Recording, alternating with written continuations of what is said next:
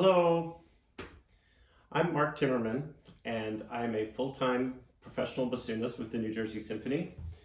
I'm also a bassoon professor. I teach at Rutgers University, New York University, and Columbia University. As you can imagine, the bassoon has been a very big part of my life since I started playing it at age 14 when I was in 9th grade.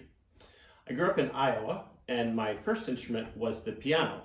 I began lessons with my mother when I was 5 years old, and then when I was 10, I took up the alto saxophone. But by the time I got to high school, I had discovered and fallen in love with classical music. I found all this wonderful music on the public radio station. There were orchestra pieces by Mozart and Mahler and Tchaikovsky, and I even remember hearing a broadcast of the Cleveland Orchestra that included the Mozart Bassoon Concerto. That made a huge impression on me. So it got me thinking that as much as I loved playing sax in my school band and playing piano recitals, my dream was to play in a symphony orchestra. So I went to my school orchestra leader and I asked if I could join the orchestra, and he told me the sad news that the saxophone is one of the few instruments that is not a regular member of an orchestra. But, he said, I have an idea. We have an old, unloved bassoon collecting dust on a back shelf. I could show you how to put it together and make a sound, and maybe that would be a way for you to join the orchestra. Well, that was a fateful day, because the first time I tried the bassoon, I really felt like my life's course was set. Within a very short time, that bassoon was no longer unloved. I joined the school orchestra and the local youth symphony, and I practiced for hours in the hopes that one day I would be good enough to become a professional musician. So I did go on to study the bassoon in college at the Curtis Institute of Music in Philadelphia. And upon graduation, I won an orchestral audition for principal bassoon of the Jacksonville Symphony in Florida when I was 22 years old. So that was my first job. My path eventually led me here to the New Jersey Symphony, which I joined in 2004. And I'm very, very proud to be a member of this wonderful group of musicians. I'm making this video tutorial today to share my knowledge and interest in the bassoon with you. During this period of staying home, being an orchestra musician and teacher has taken on a very different meaning. I have been playing the bassoon more than ever these days, revisiting favorite solo pieces and etudes, and I'm also making lots of fresh bassoon reeds, so I'll be ready to go once we get back on stage. But I'd like to talk to you first about some basics of the bassoon, starting with where my first teacher started with me, how to assemble the bassoon. Putting the bassoon together goes something like this. There are many different shapes and sizes of cases, so yours may not look like this. But here's the bassoon broken down into several pieces. We start with the boot joint, the bottom part of the bassoon. You can see down here at the bottom, this comes off. This is, I call it the original U-tube. It's a piece of metal that joins the down air tube with the up air tube on that side.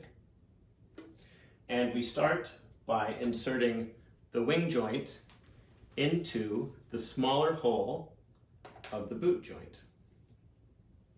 And it's important to line up the arm for the whisper key with this lock on the bottom.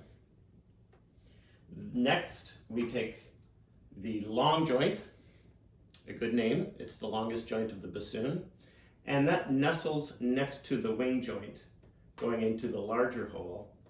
And it's good to hold on to it up here at the top so that we don't damage any of the keys. So make sure the pieces come all the way in. And on top of that goes the bell. It's important to hold down the B flat key so that this lever right there goes over top the plate on the bottom. And next we have this funny looking curved piece of metal with a cork on the end of it. It's called the bocal. Sounds like vocal, but with a B, bocal. That goes right in there. And finally, we put a reed on the bassoon. This is my bright yellow reed case. And the reed fits just around the end of the vocal, like that. And there you go. Now that we have our bassoon fully assembled, let's talk about proper playing position. So one thing I didn't mention is that the bassoon should come with a seat strap. It looks like this. It's just a leather strap with an S hook on the end of it. And in the bottom of the bassoon, there's a tiny hole right there. So the S hook straps into that hole, and we put the strap on the chair and adjust it so that the bassoon comes to you. We want to be comfortable and then bring the bassoon to us instead of us going to the bassoon. So you put the reed on. Sometimes you have to put the reed on, you have to jam it on a little bit hard because we don't want it to fall off while we're playing. So put the reed on, and because we hold the bassoon at a diagonal across our body, we have to make sure the reed is sort of at an angle so that it comes flat into our mouth. Adjust the seat strap to the proper height. I like to sit against the back of the chair so I have a little bit of extra support. Sit up straight, feet on the floor, shoulders square, and then bring the bassoon to you. It's nice to have a balance so that neither hand is supporting too much of the weight of the bassoon. The top hand will support a little bit, but if you adjust the seat strap kind of near the front of your chair and feel for a good balance, then you shouldn't have too much weight on your hands.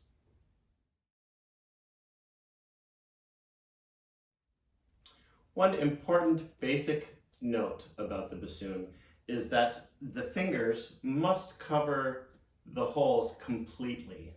So make sure when you're pushing your finger against one of the holes that you can feel contact with the hole on all sides of it.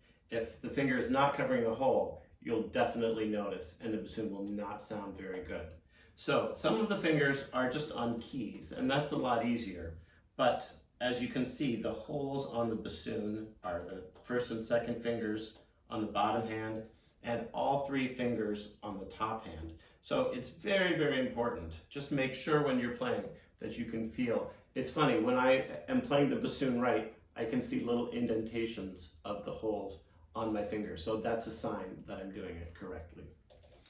The thumbs on the bassoon are very, very busy. The left thumb has to play 1, 2, 3, 4, 5, 6, 7, 8, 9 different keys. The most important key is this one here on the bottom right, and it's called the whisper key. And you can see that it closes the very first hole on the bassoon, which is actually not on the bassoon, but it's on the vocal. The other thumb, the right thumb down here, only has to play 4 different keys. So that's a little bit easier by comparison. The first note that we learn on the bassoon is called open F, and all it is the left thumb holding down the whisper key. You form the embouchure, and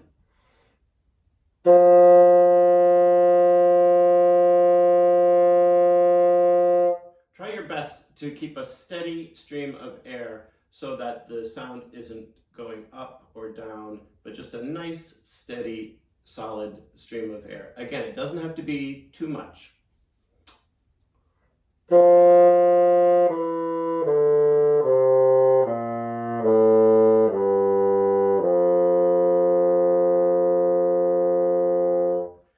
That's an F major scale, which is a really good scale to start when you learn the bassoon.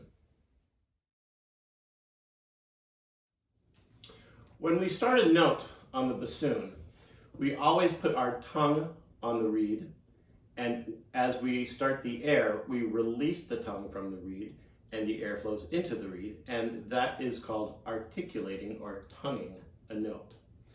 An example of it is this.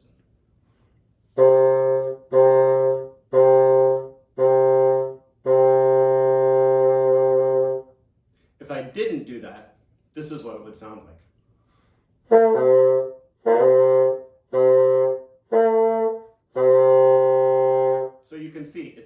important to start every note with the tongue.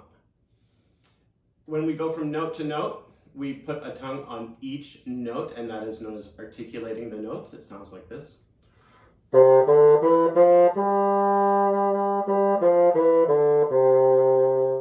We can also slur notes. We start the first note with the tongue, but then we don't use it on the subsequent notes.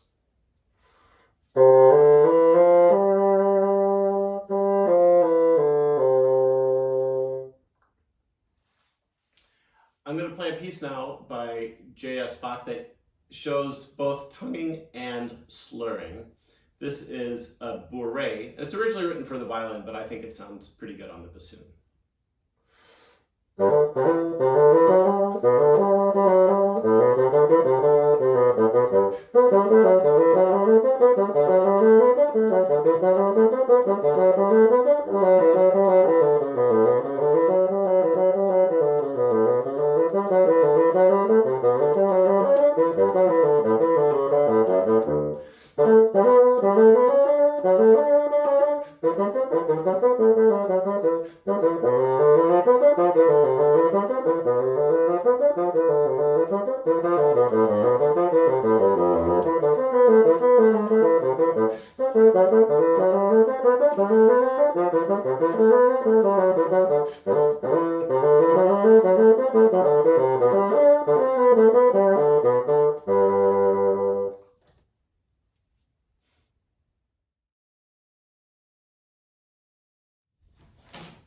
So, having finished with our practice session or our band rehearsal or concert, it's time to put the bassoon away.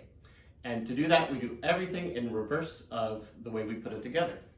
Start by removing the reed. And the reed should go into a special reed case. It may not look like this. There's a lot of different reed cases out there, but the important thing is that the reed is safe and protected. It can't just float around inside the case or it won't last very long. Next comes the bocal. Gently twist and remove the bocal, blowing out any excess water that might have accumulated while we were playing. The bocal goes into a special bocal pouch in the case. Next, we remove the bell. Make sure you have your thumb on the B flat key when you're taking off the bell so that the arm here doesn't get in the way of everything. The long joint is next. And the long joint, we don't have to worry about swabbing it out because that is the part of the bassoon where the air is going up, so it's always dry inside. However, that's not true for the wing joint or the boot joint. Again, remember we have two holes in the boot joint. One of them is where the air is going down, and that one is lined with rubber. But the other one, the larger hole, is just wood, and it's not lined at all. So when you're dumping out the water, make sure you're dumping out of the smaller hole. Then we roll up our seat strap so it fits neatly in the case. And then it's always important to swab out the wing joint. Just drop a swab in there, should go right through.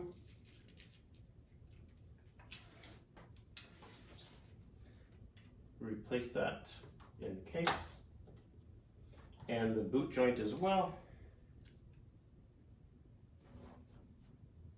Drop the swab again in through the larger hole so that we're pulling through the part of the bassoon where the water would be and not getting the dry part wet.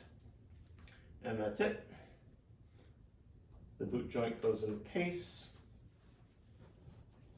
Now, once you put it away, be sure your case is securely fastened and sealed and all zipped up and snapped. And that's it. I hope this has been a helpful tutorial, and I hope to see all of you at some New Jersey Symphony concerts in the future. Thanks for listening.